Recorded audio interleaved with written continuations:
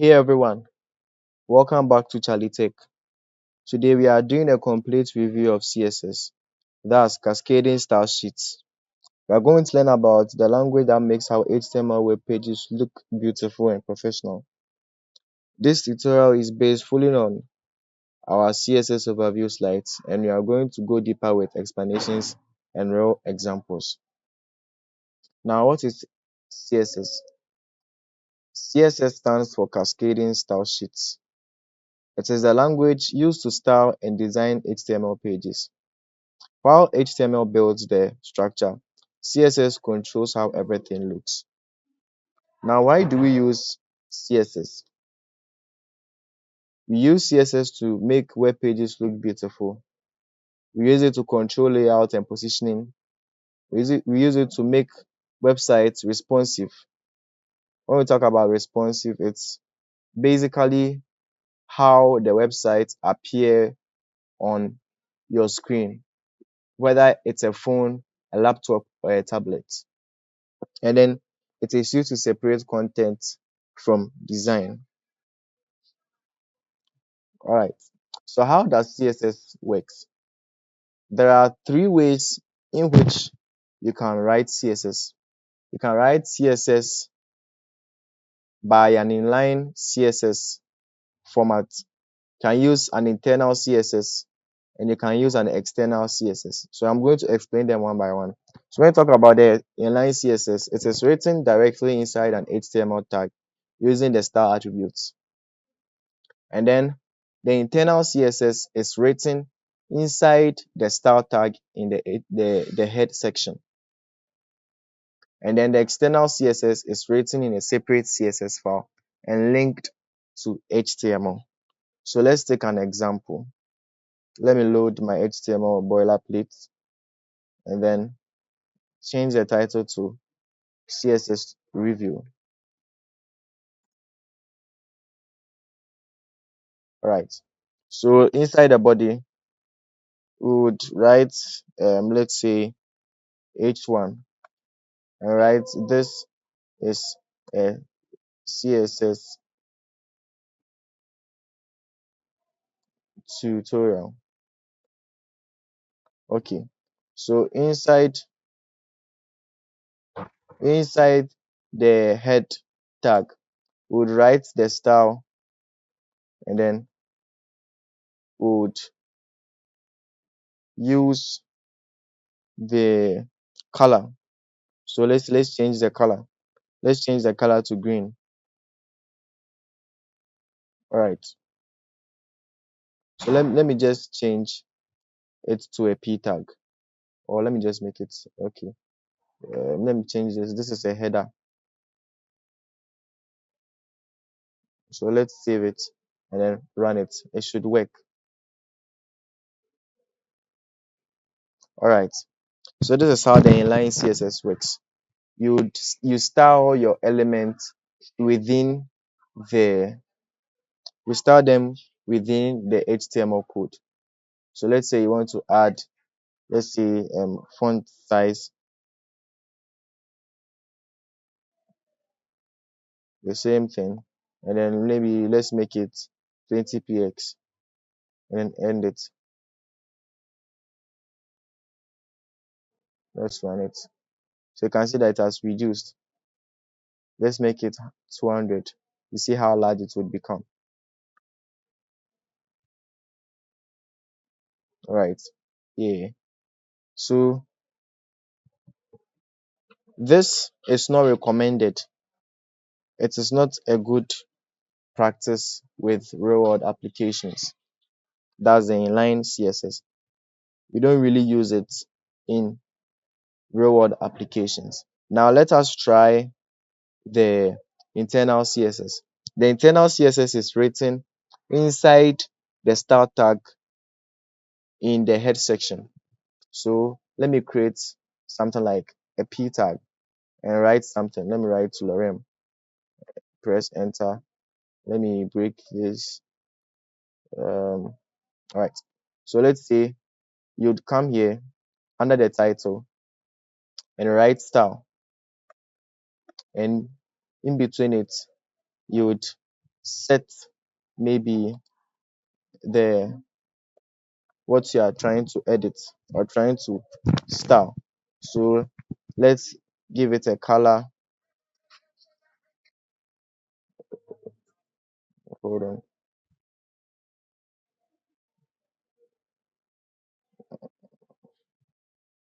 Let me make it a color of, let's say, red, and then a font size of, let's say, um, 30.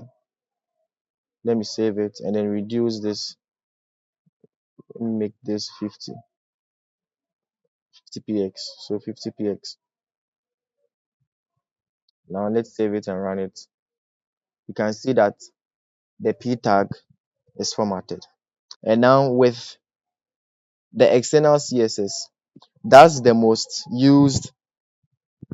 Um, it is mostly used in real world application. That's what we actually use in the real world application. So to do that, you have to write a link. So let me clear. Let me just write. You have to create a new file. Let's make it styles.css. All right. So let me change.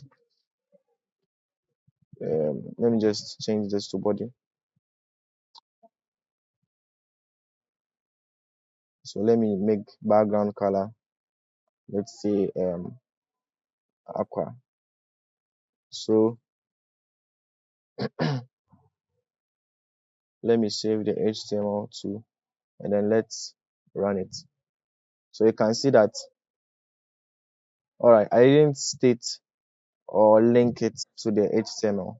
So inside the HTML, you have to write the link tag, and then you specify the file of the CSS file inside the href. Yeah, so write styles.css.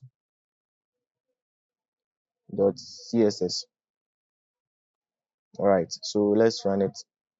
It should work. So as you can see, the background is changed.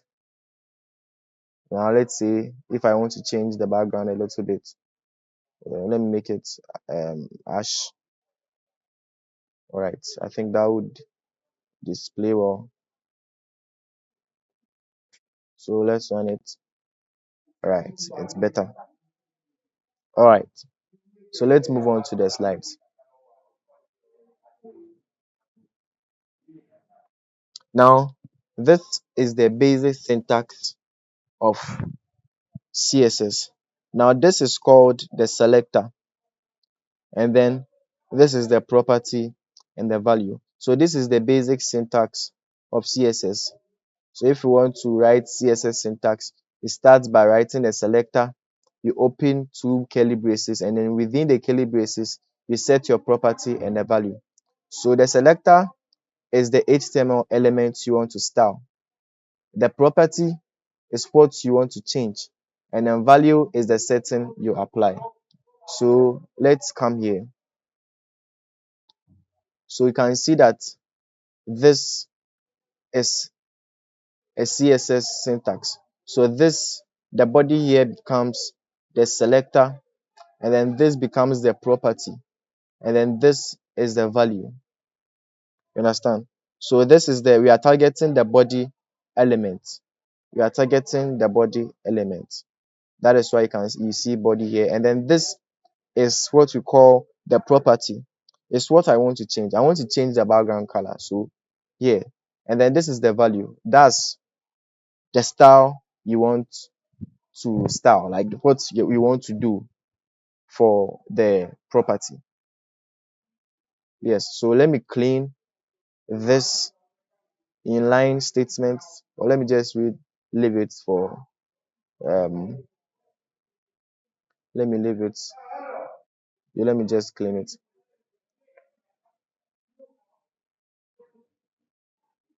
Let me remove this. All right.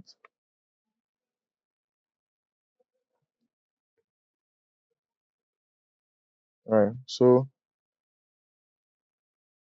let's move on to selectors in CSS.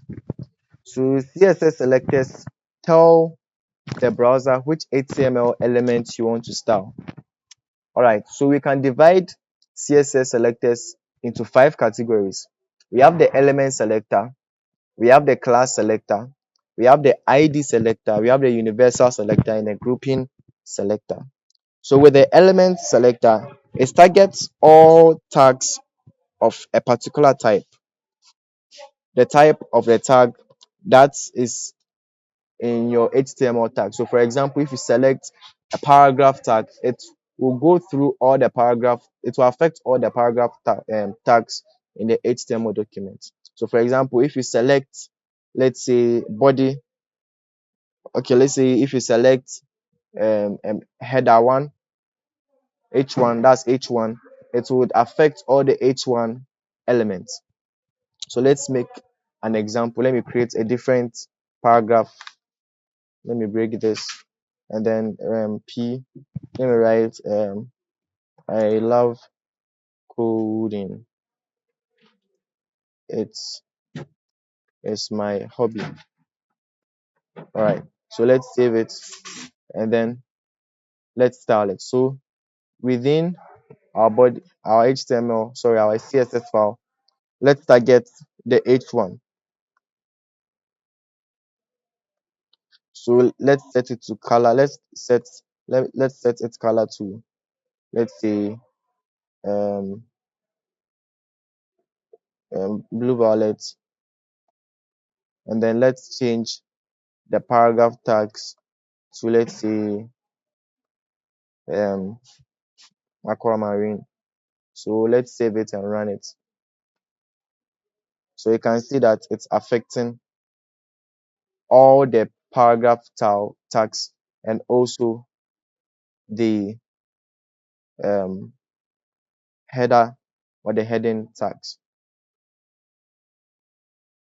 So it is affecting this. You can see that I specified 2 paragraph tags over here, the lorem and then the allowed coding, and then this is for an H1. So let's say I create another H1 tag. Let's say I name it hello guys. You will see that it would affect um all. Let me close it and run it again. You can see that it's affecting all the H1 tags. The color I set for the H1 selector is affecting hello guys as well because it's H1. And then the paragraph I choose black, so it will affect the lorem and then it will affect the allow coding too. Right. So let's talk about the class selector. So the class selector targets elements that have a class attribute. So for example, let's say you created a paragraph tag. Let me clear this. Let me just break them. Right? It will break by itself. So let me create a paragraph tag, and then within the paragraph tag, I write, let's say, warning message. And then within the paragraph tag, I select a class or I create a class attribute. And then within it, I name the class alert. So we'll go to our CSS and then select. So always remember that when you are dealing with classes and you are trying to um, um, style them in CSS, you first have to start with a full stop because it's a class. Whenever you are dealing with classes and you are styling the classes, you begin the selector with a full stop and then you write the name of the class. So the name of the class is alert, and then I set the color. So let's say red. Yeah, because that's what's mostly used for alerts. So let's say red. Now let's save it and run it. So you can see, as you can see.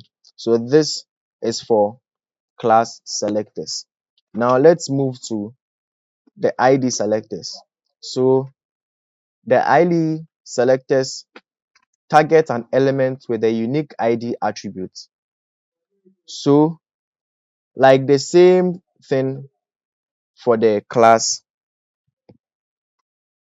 let's say you create um let's say I create a header, and then within the header, I'm coming, let me make it a div. Okay, so I create a div, and then within the div, inside the div tag, I create an ID, and then the ID I name it header. So in between the div tag, I would write what I want to write inside, or basically let me change it to P for easier understanding. So let me change it to P. So within the P, you would write maybe this is a unique statement. Let me just make it's a unique um, paragraph, right? So let's save it. Go to our CSS, and then with IDs, you have to start with a hashtag and then the name of the ID.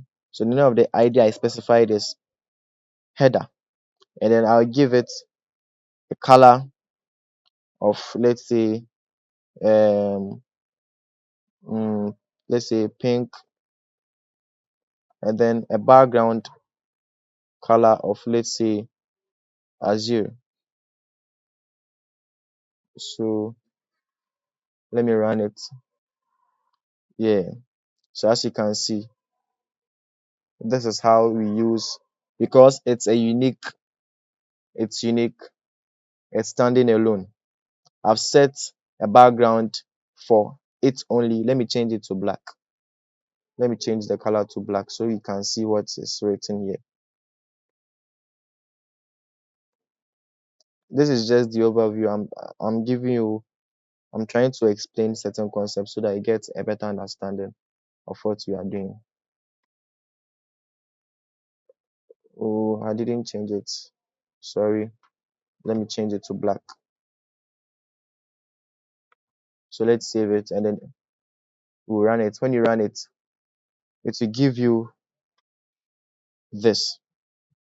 This is a unique paragraph. All right.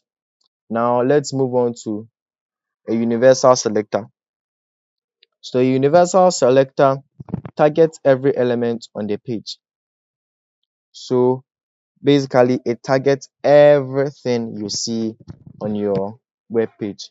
So with that, we normally use it before the body um, um, element. So first, let's say use an asterisk. It is denoted by an asterisk. Then let's give it a box sizing of border box, and then a padding. I will explain these concepts to you. Padding to 0, and then margin to 0. So let's save it and run it. You see that everything will be aligned perfectly. All right. So as you can see that everything is aligned perfectly. Now let me remove what I just did and then run it. So as you can see, it is not really aligned well. So let me just come here and then paste it again, save it, and then run and debug. And as you can see, it is tagged nicely and neatly. All right. So let's move on to the grouping selector. So with this, it is used to style multiple selectors with the same rule. So let's say I create an h2 tag. Let me create an h2 tag and then name it hobbies, and then under it, let me give it an unordered list, or let me use OL and then lists. Okay, so coding, gaming, sorry,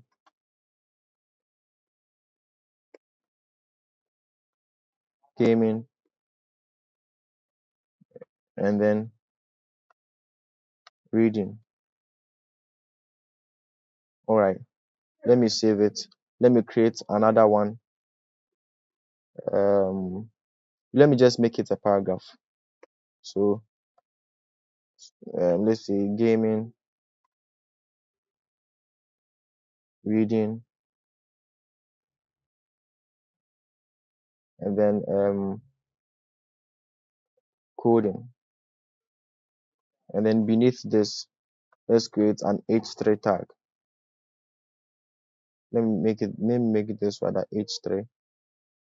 Okay, we don't have any h2 here, so let me make this h3. All right, so within this, let me give it let's say schools. Right, so um let's say p tag, and then let me give it UPSA, UPSA, UG Tech, UPSA, UG Tech. All right, so let's save it. Let's run it. So everything is displaying over here. Let me add a break tag for each. All right, so it's okay. It's okay. Everything is working now. So we'd go to our CSS. We are dealing with group selector. So here we want to select the h2 and the h3. We want to give them the same color. We want to give them the same color. So to do that, you would have to go to your style and then write um h1, sorry, h2, comma, space, and h3. We want to give them a specific number. So color, let's give it a color of um let's say brown. Let's save it, and let's give it a background color of, let's say beige. Let's save it and run it. So they are having the same colors. Hobby is having the same color. Hobby, which is the h2, is having the same color as schools, which is having an h3 tag. All right, so now let's talk about colors and backgrounds. Now the color property changes the color of the text inside an element. You can use color names like the normal color names you use. We know red, blue, green. You can use hexadecimal values, and you can use RGB, which means red, gold, and then blue. We have the HSL. Now let's take an example. For example, let's change this color. So this is an RGB, is an example of RGB um, color property. Now let's change this to, let's say a hexadecimal. Let's say 0. So it will be black. Now I want to give it um, something nice. So okay, let's save it. All right, so it's given a nice color. So one thing about hexadecimals or color properties with HTML is that you don't need to memorize all the color patterns. Actually, if you want to change something, you can highlight the color, and then within it you can change it with this palette. So this is just a palette. You can change the color. This is used to change the color, and then this is used to change the shade. You understand? Yeah, the shade of how you want the color to be. You understand? So let's use so these are the normal what do you call it, the normal color property name, which is name, and then this is the RGB, and then this is the hexadecimal. I always keep that in mind. Hexadecimal starts with the hashtag, and then RGB starts with RGB. Now let's try the HSL. Let's start with the HSL. So with that, you have to start with HSL, and then open a bracket and write HSL again, and then start with 0, 100%, and then 50. So this should work. It will still give us red. So let's save it. Let's go to HTML and then save it. All right. So as you can see, okay, it's not working.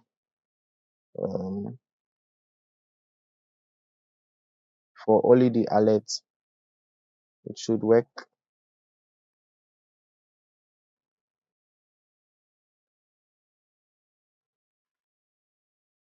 Uh, it should work. Hold on a minute. Let me try and see if I can debug this issue.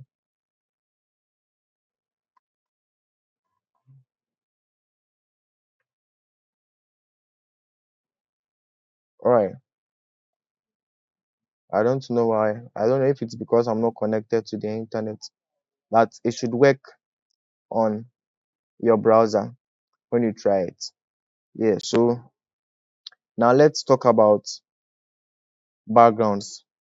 So with the backgrounds, we have background color, we have image, and then we have other properties for the background image. So background color sets the background color of an element, and then the background image allows you to place an image behind the content of an element. You can use images as background instead of solid color.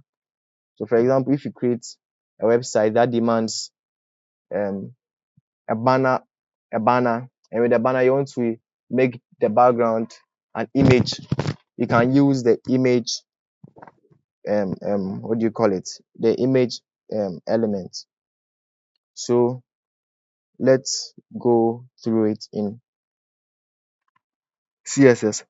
So this is basically changing the color of the background. So you can see that the background color is this color. Okay, let me go to body. So this is the body. So this is the color. This is the background color for what is appearing here. So let's say you want to change it to an image. What should we do? Now let me comment. So in CSS, to comment, use I think, let me you can use you can use a forward slash, an asterisk, and then you come back here and then end it. Let's save it, and then within it, let's change it to background image, and then you would actually, within the background image, use the URL tag, and then the name of the file, the name of the file, image file. So I'm using smiles.png or jpg. It's jpg, sorry. And then save it depending on what is specified or stored inside the HTML folder. So you can see that the image is now the background of the web page. All right. So within this image, there are some properties for the background image. We have the background repeat. we have the background size, we have the background position, we have background attachment, and so on. So let's focus on background repeat first. So with the background repeat, it determines how the image tiles repeat. So you can see from here that the image tiles are being repeated. It's like there are two images, but they are one image. It is a single image that's stored in the HTML folder. So let's say you want to make it a single image. That's when you use the background repeat. So to do that, under this image, you'd write background repeat, and then you'd use let's say no repeat. No repeat means you shouldn't repeat at all. You can change it to repeat. So let's run it over here, and then you can see it's not repeating. Actually, when you want to make an image the background of a web page, you actually have to use a desktop image. You understand? The image should be a desktop image so that it can cover everything. Here, because the image is not actually a desktop image, you can see that it is appearing at a half, it's appearing at half of the page. You understand? Yes. So this is how to use. So let me change it to repeat so that it can fill the, it can repeat the image. All right. So within the repeat, we have repeat Y and X. All right. Let me run it. So repeat Y, you know that we have Y and X axis. So this side will be Y, and this side will be X. So let me change the Y to X. Let's save it. Now you see that it's appearing at both sides, but actually it will repeat at the other side. You understand? Yeah. Now let me remove this repeat. Let me just make it repeat. All right. So we'll talk about um the background position.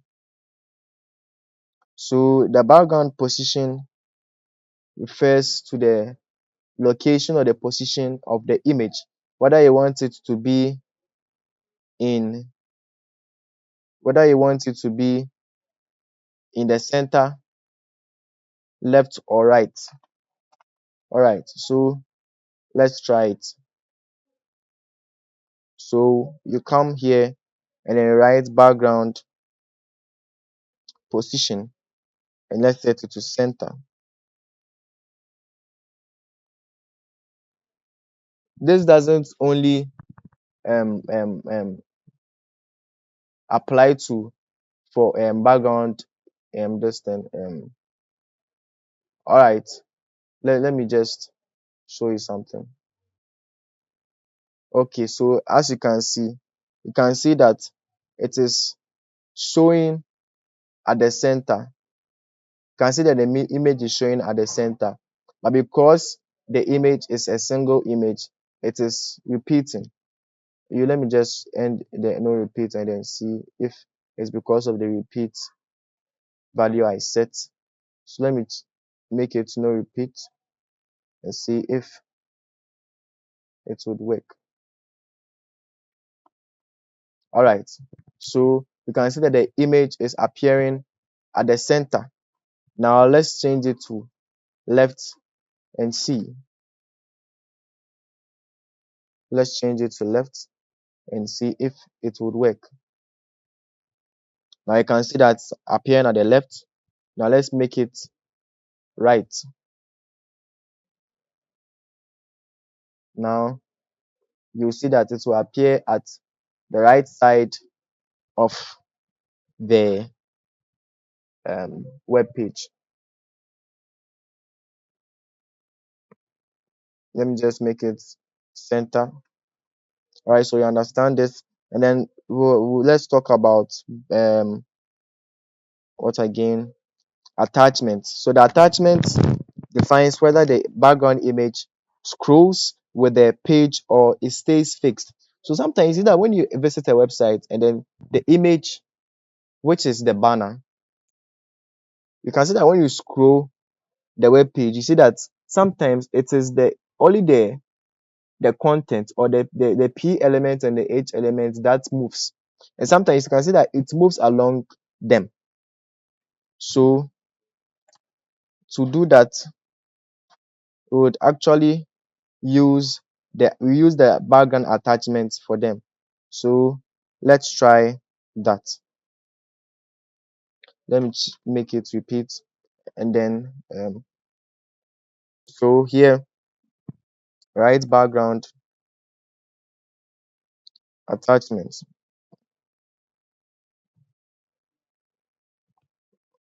attachment, and then let's make it fixed. So when you make it fixed, it means it won't move. It's just the content that will move. But because our contents are not many, when you scroll, it wouldn't work. But when your contents, I'm talking about this content, if there are many and you scroll, you see that the image is fixed. It's just the paragraph and then the headers that are moving. You understand? But then when I set this to scroll, you would see that it would scroll with the image. All right, so that's the difference.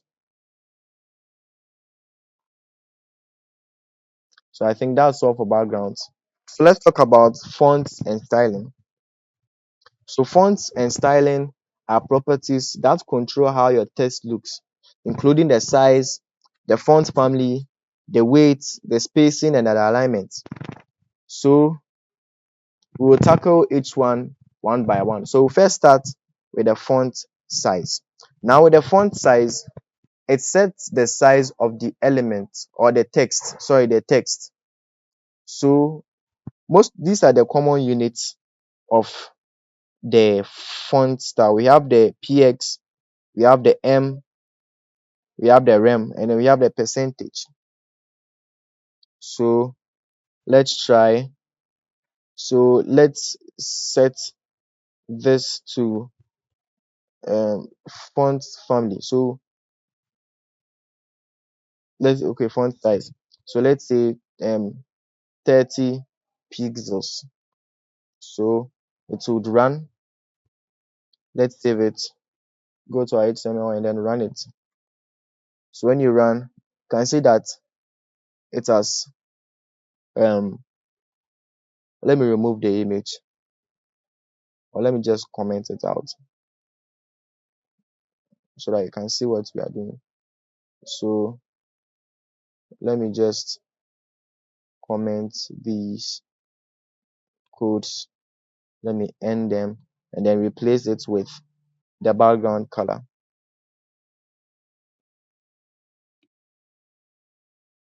All right, so let's run it.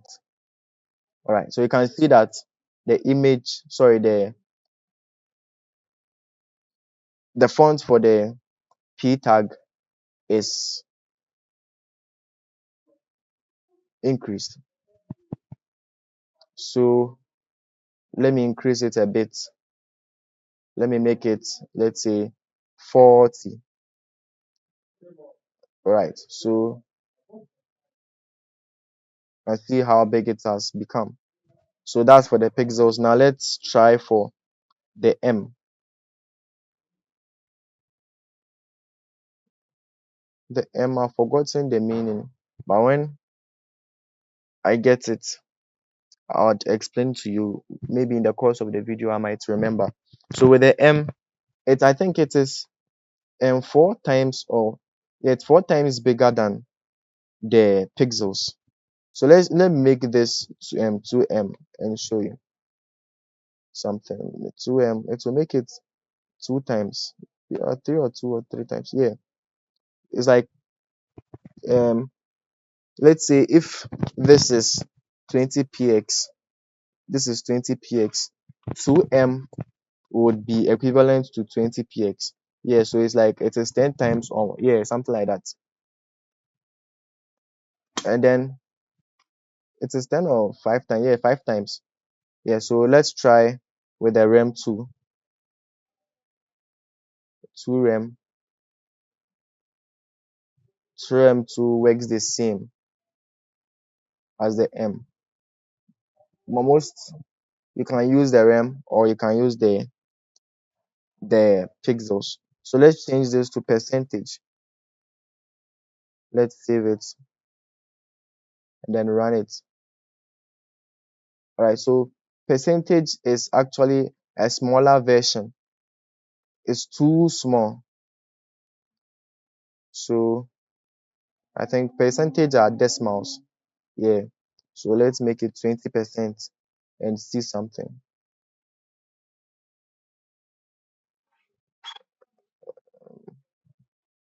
Let me make it 400%. Let me run it. So when you run it, you can see that it has become huge. It has increased in size. So let me close it. Let me make it, let's say 100%. 100%. Let's run. All right. So this is how to use the font size property. Now let's talk about the font family. The font family specifies the font style you want to use, whether it should be Arial, Poppins, sans serif, etc. So let's target, let me go to the web page. Let's target this. Let me change this percentage to a rem. Let me make it 2rem.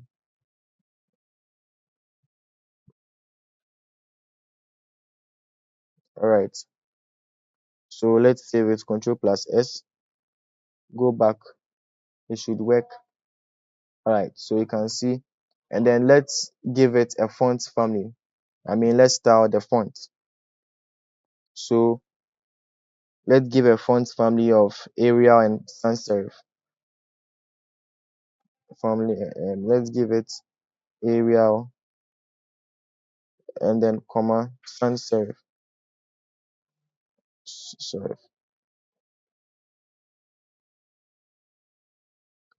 The most used font in CSS is Poppins. But CSS allows you to import various font styles from a site called Font Google Fonts. You can use Font Awesome or Google Fonts, but Google Fonts is mostly used. So you can just go to Google Fonts. I think when I would create a different tutorial about, maybe we'll create a full custom website, and then with that you see how to implement such um, methods. So you can actually set it to any font family you want. So sans serif, you can do it only sans serif.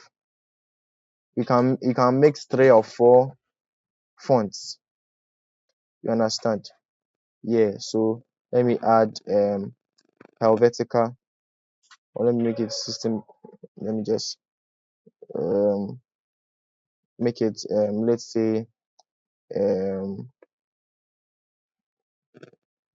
Arial. Let me use this Helvetica and then sans serif. It will give me a nice font, and you can change maybe the font style too. We have something called the font style, like the style of the font, whether bold or italic. So let me change the font style to, let's say, italic.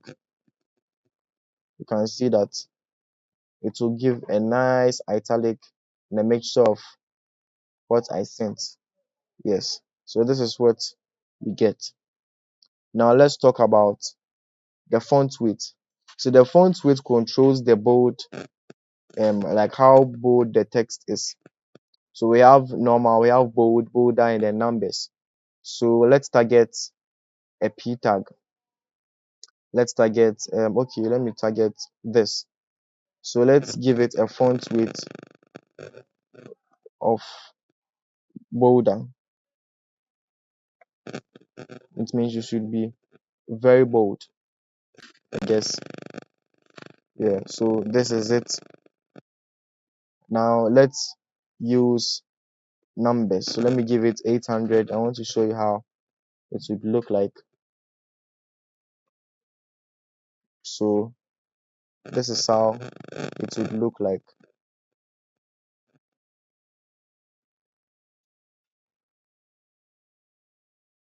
The H1.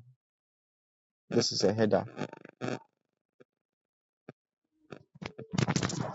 So this is how it would look like. Now let's reduce it to maybe 100 and see how it would displayed. It will be displayed.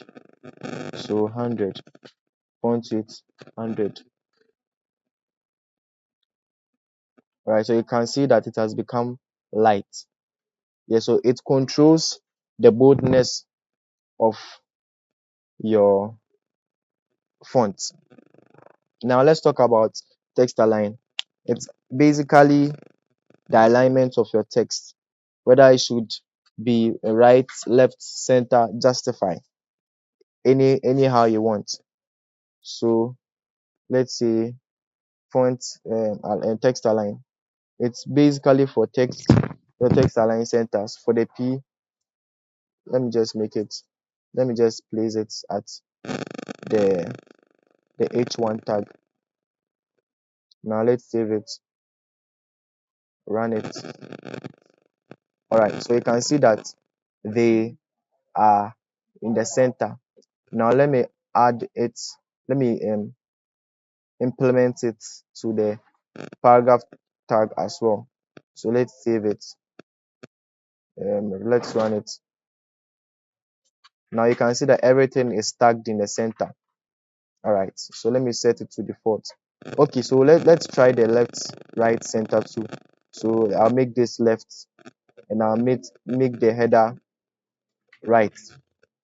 This is how coding is. You can just play around codes.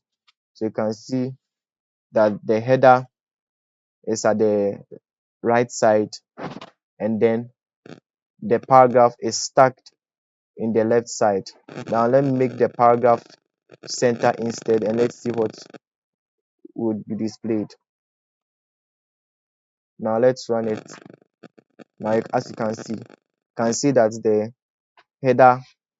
the headers are stacked at the right of the web page, and then the paragraph is stacked at the center. All right, so let me just make everything left, and then let me stack H2, the H1 to left as well. Now you can see that everything is stacked at the left. All right, now we have something called a text decoration. The text decoration adds or removes decoration lines. So for example, when you create an anchor tag, or what we call the links. So let's say I create a link. So under here, I write h, and then let me give it an attribute of https www dot um let's say I don't even know, youtube.com. All right, so let's make it click here and then save it. Let's run it.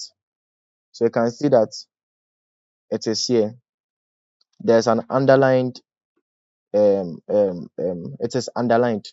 So to remove the underline, you'd actually have to um specify the element or the selector. So A, which means anchor, because we are using the anchor tag,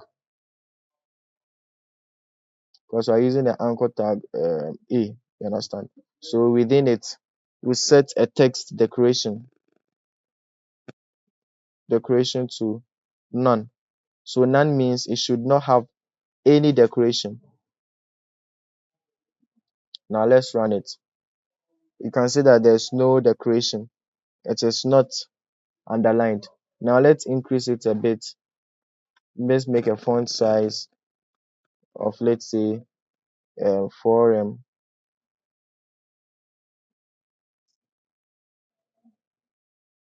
All right, so you can see, click.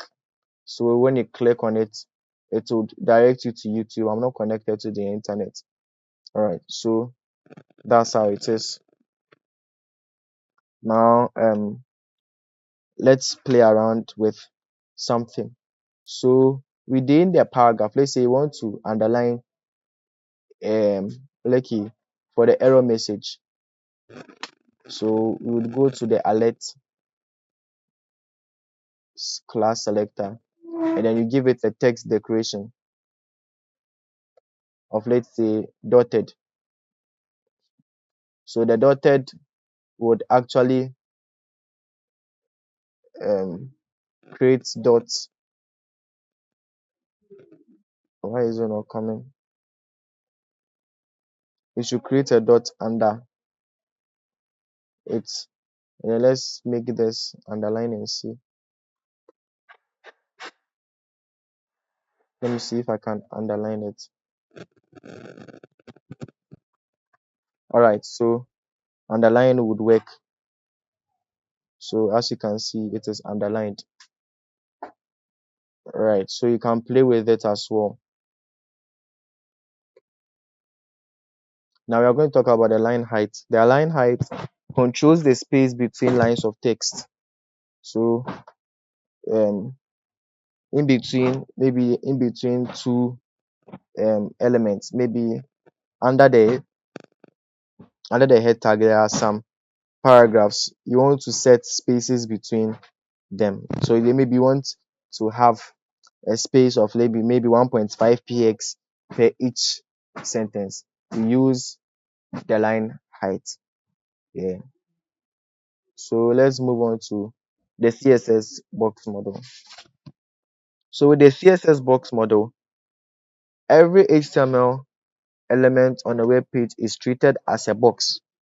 So the CSS box model explains how the size of that box is calculated.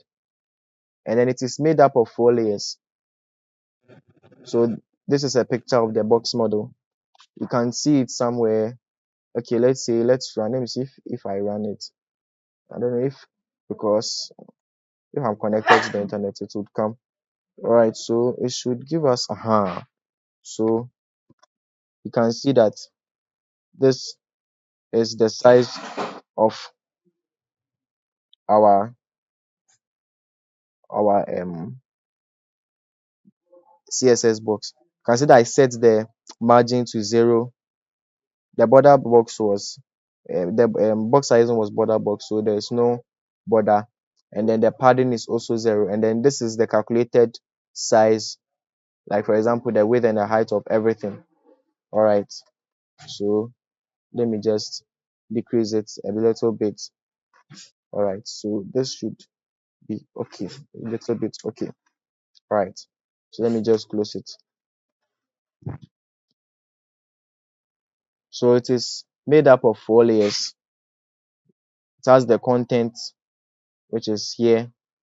This it has the padding, the border, and then the margin. So the content is the actual stuff inside the box. Example: text, images, buttons, etc.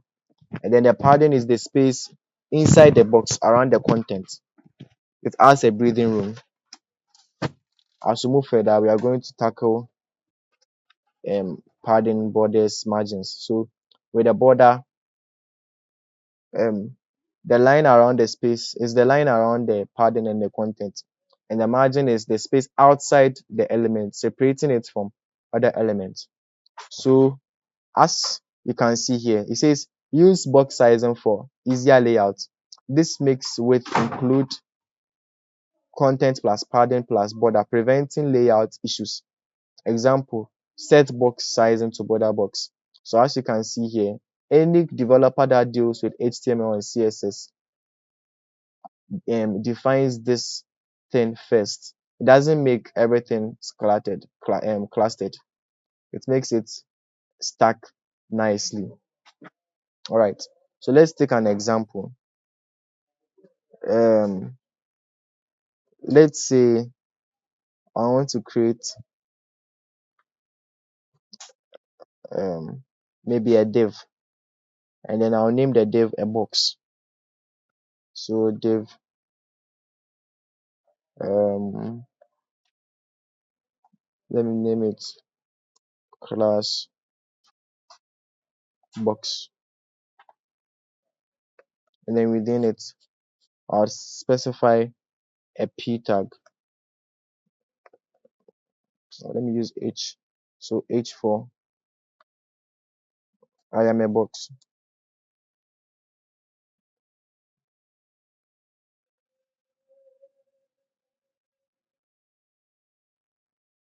All right. So let me give it some styling. So box should be with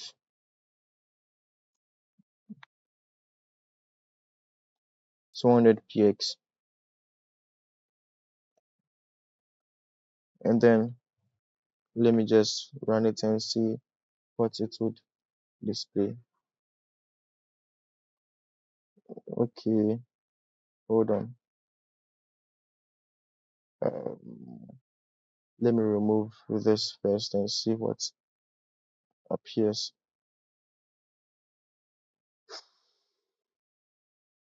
All right, let me just write what I want to do, I think, and then the padding to 20 px,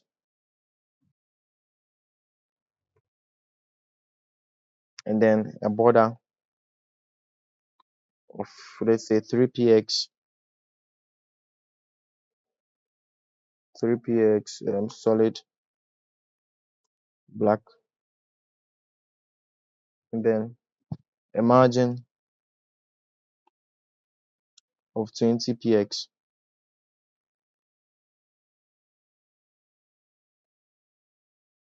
So let's run it. All right, so I think the border would help us. So as you can see that it is stored in a rectangular box. So the line here, the rectangular box, is actually the border. Now let me remove the padding and then the margin. Let me remove the padding and then the margin. Right. So as you can see that this is how it becomes. So let me add a margin to it. Let me make its margin 20 px.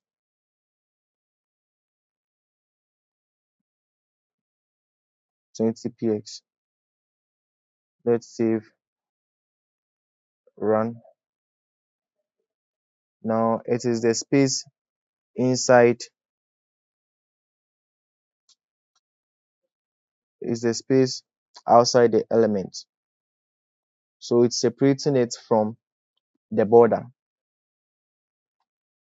And then we have the margin. Sorry, the padding. Let me set it to um what was this? I think it was 20 as well. Px.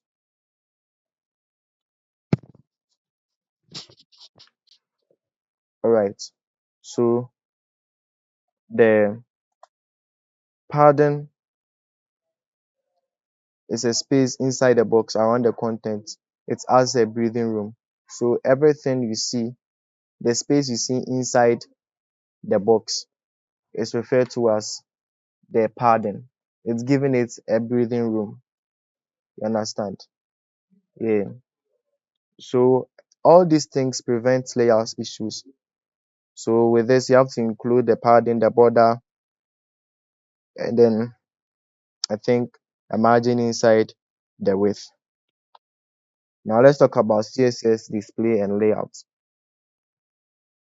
Now the display property dictates how an element behaves in the document flow, affecting its interaction with other elements and its acceptance of properties like width and height.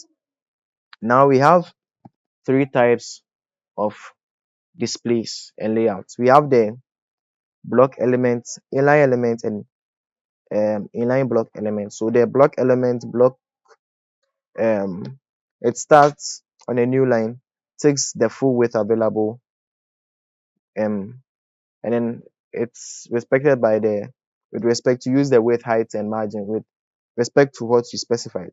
You understand? Yeah, and then we have the inline elements.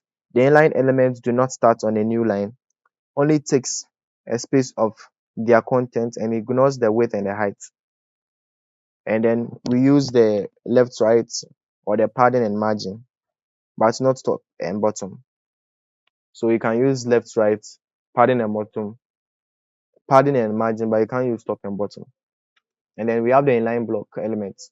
So the inline block element combines both um, um, um, the inline behavior, and then you can set it with the block. So it's a combination of the block and then the inline elements. So so if you want to specify it, maybe create a div display block and then maybe display inline. So display block will start on a new line. You understand? And when you see this display inline would take the space of the contents. It will ignore the width and then the height. And then we have the inline block, which uses both. It combines both block and then inline elements. All right, so let's talk about CSS positioning. So the position property determines how an element is positioned in a document, whether static, relative, absolute, fixed, or sticky. So um, static is a default. It is the default position for all elements. So elements flow naturally in the page, top to bottom, top left, right bottom, do not work with the static elements. All right. So with the relative element is positioned relative to its normal place. So you can move it with top, bottom, right, left, and other elements can still occupy the original space. And then absolute is the element positioned relative to its nearest position ancestor. So if it was relative and let's say a different you specify a different selector and write you write what do you call it this display absolute, it would be positioned to the nearest ancestor like what you specified before. And then the fixed display fixed is positioned relative to the viewport. It stays in place even when scrolling, and it is great for headers or sidebars that should always be visible. So for example, when you open a website, when you scroll through, you see that the header is fixed. It doesn't move. Yes, it is static, like it is there. It's not moving. So that's how to use it. We use the display fixed. So when you are scrolling, it doesn't disappear. It should still be displayed. And then sticky is hybrid of relative and fixed. It behaves like relative until it reaches a scroll threshold, then behaves like the fixed. Now we have what we call the Flexbox, CSS Flexbox. So the Flexbox is a layout that allows you to align and distribute place space among items in a container, even when their size is unknown or dynamic. So we have the flex container, flex direction, justify content, align items, align content, flex wrap. So the flex container starts using Flexbox. So you start using Flexbox. So whenever you are starting, you would maybe you write container. The name of the container, the name of the div is called container. So first you would actually start with display flex, and then under it you specify the direction of the flex, whether it should be row or column. You understand? So first of all, to use the flex box, you have to use a flex. You have to start by using a flex, display flex, and then the next one you specify the direction of the flex. Now we have the justify content. It controls the alignment along the main axis, whether horizontal or vertical. And then we have the align items, controls alignment along the cross axis perpendicular to main axis. So the align content, we have align content. When you have wrapped items, align content adjust space between arrows, between rows. And then the flex wrap controls whether items wrap to a new line if containers is too small. Now, before we end our lesson, we'll talk about the CSS grid box. So this is just a review of CSS. Yeah, that's why I'm not really explaining certain concepts into details. So the CSS grid box allows you to create complex layouts by dividing a container into rows and columns. It's especially useful for web pages, grids, galleries, and dashboards. So we have the grid container. So with the grid container, you have to start by using the grid. So the grid, you specify it with the parent element. So let's say within your dev tag, we have a container. You set the container to grid, display grid. You understand? And then you define the what do you call it? The columns. So whether you want to use grid template columns, and then we use the fractional units. We can use 1 FR, 2 FR, 3 FR. You understand? Yeah. When I'll be creating, I think after the exams, we would create a custom website, and then we would implement all these concepts we are learning so that you get a better understanding of what we are doing. And then we have the placing items. That's the grid lines. You can place items explicitly using grid columns. So you use the start and the end. So maybe you can see item, and you see the property will be grid column, and then the value will be 1 divided by 3. You understand? So the one is the start, and then the 3 is the end. All right. So that's our deep complete CSS tutorial based directly on the slides. We have covered how CSS works, how to apply its selectors, colors, fonts, box models, layouts, positioning, flexbox, and grid. Make sure to practice. CSS becomes easier the more you use it. So I think this is the end of our lesson, and then I'll see you in our next tutorial. Say goodbye.